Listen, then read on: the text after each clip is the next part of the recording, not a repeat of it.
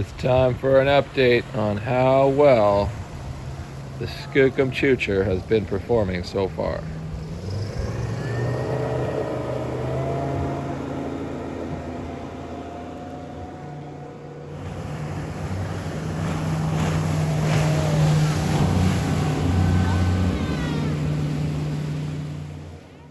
Gather round, brethren. I'm about to tell you just how well this boat has been performing. This thing absolutely slays, you guys. I know some of you had some concerns about stability on the water and the meta center and the gravity and, you know, all this naval architecture terminology stuff that I have no training in. But I'm just going to tell you right now that this boat is awesome. It's crazy stable, even with the deck being elevated from the water here. You got to think of it kind of like a pontoon boat, also very stable boats. But the deck is about a similar height to this, where it's, you know, 1.5 feet up off the water. And you can see that it doesn't really matter what side of the boat I walk to. It's fairly moves, you know, jumping right on the edge of the boat here, and it doesn't even really rock from side to side. And then I've noticed that even under load feels incredibly stable. Obviously keeping the load in the middle of the boat is the safest way to do it. I will tell you though, there is one negative. Let me show you what it is. So because the boat is so long and fairly light in the front, I know a lot of you guys are like, oh, all your weight's in the back, which is true. We got a big, you know, 500, almost 600 pound motor, the center console, there's a fuel tank underneath here. So yeah, definitely a lot of weight towards the back of the boat. The one thing I've noticed, I'm not sure if it's just a weight distribution issue or if it's a hull shape, but on the back of the hull here, it slopes up slightly. So the bottom of the boat is flat, and then it kind of goes up maybe 5 degrees to the back 3 feet of the boat. So what happens is when I get this thing up onto a plane at about 4,200 RPM, it planes really nicely. Well, it'll get up on a plane before that, but that's like a good cruising speed. If I go above that, the boat starts to porpoise. So the bow raises up out of the water and then slams down. So I can't really take it above like 4,400 RPM because it kind of gears into the next gear and starts going a lot faster, and it can fly, but it just almost starts taking off in the water. I can get up to about 5,000 RPM with weight on the front like this, and if I had some people sitting in the bow. So I might put some sandbags in these front compartments here just to like weight the bow down and allow it to maybe plane at a higher RPM, get a little bit more speed. So that's the one bummer so far, is I can't pin the throttle on this beast. So there's a bunch of sawdust still kind of down in the bilge here that keeps washing down, and I was using the router on the deck to do all the edges of the dock decking there. And so there's a ton more sawdust in these compartments that's gonna end up getting washed down. But the bilge is totally dry, and we even had some rain, not yesterday, but the day before. And it just evaporates too quickly. There's no water getting in here whatsoever. One thing I did have to do is route the piping for the bilge pump differently. I know some of you guys, mentioned that. When I tried to put the second one in, I wired the two lines together, and it was just pushing it in and then out the other pump, because this one had a backflow, but that one didn't. So I ended up just putting a secondary pipe over here and a bilge drain out that side of the boat. So I've got one on either side of the boat and their own separate pipes. And they're all working great, and well, they're not even really working because there's no water in the bilge. This thing's so well built. The other negative is this little thing right here. When I raise the motor all the way up, the cowling hits that just barely, just enough to make a little crack and and chipped the paint right there on the cowling, which I was pretty bummed about. But hey, it's a work boat, so it's gonna get beat up eventually. I just have to make sure that when I raise the motor, I don't raise it all the way up and whack it against that bar there. So some of the mods that I would like to make to this boat would be to add a nice big bimini over the back section here, like an actual aluminum roof structure, you know, with some nice poles all welded down onto the boat so that this cab is protected from the weather, because once winter hits here, it's going to be very dreary and very rainy and cold.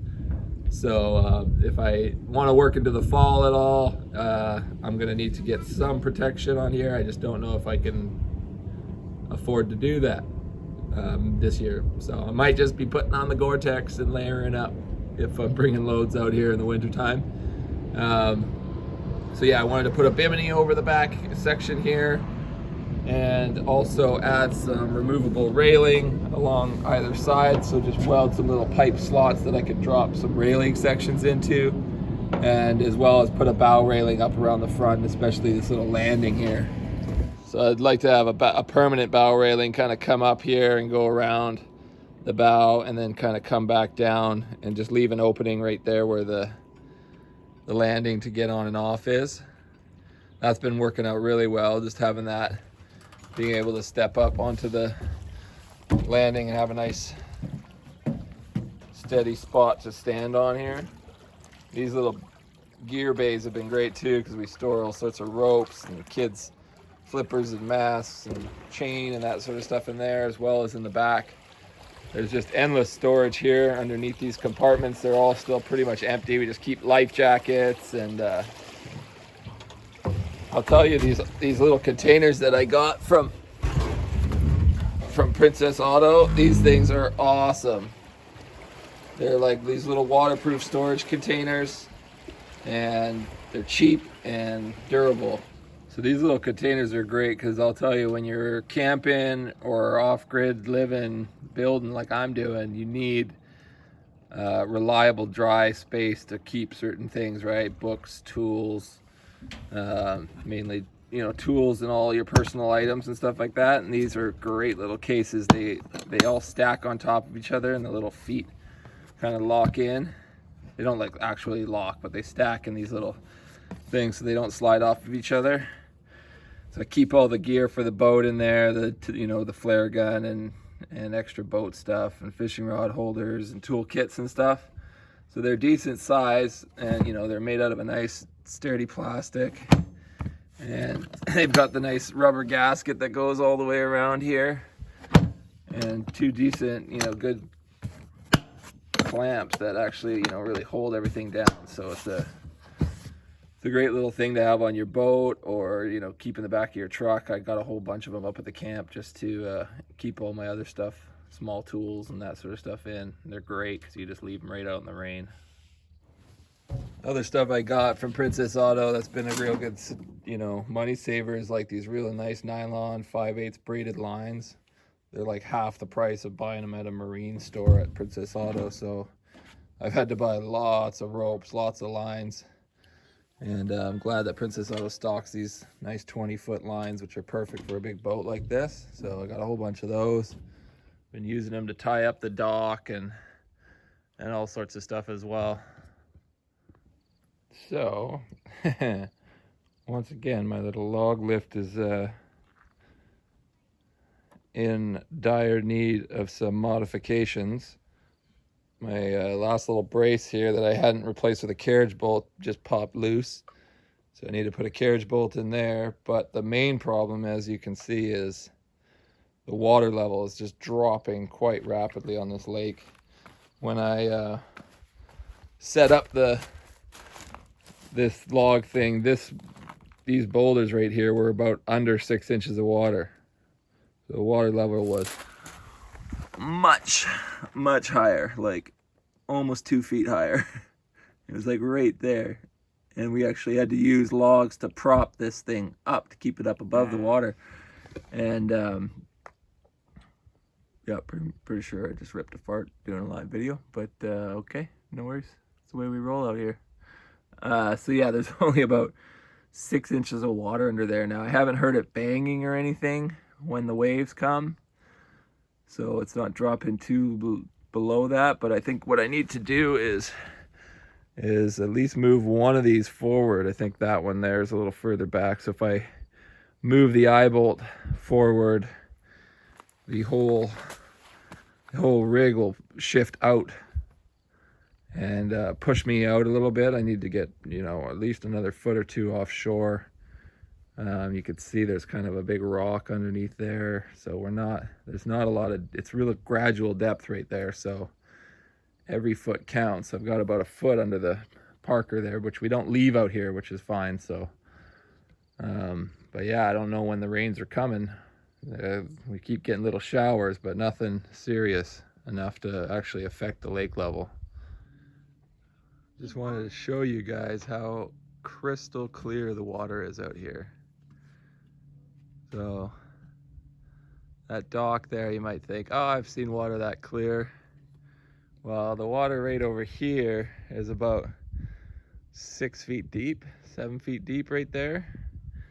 That's about 25, and at the other end there, that's about 40 feet. 40 feet deep. And you can't even really see how clear it is on the video, just from the water rippling, but it's just spectacular how clear the water is up here. Let's stay down here.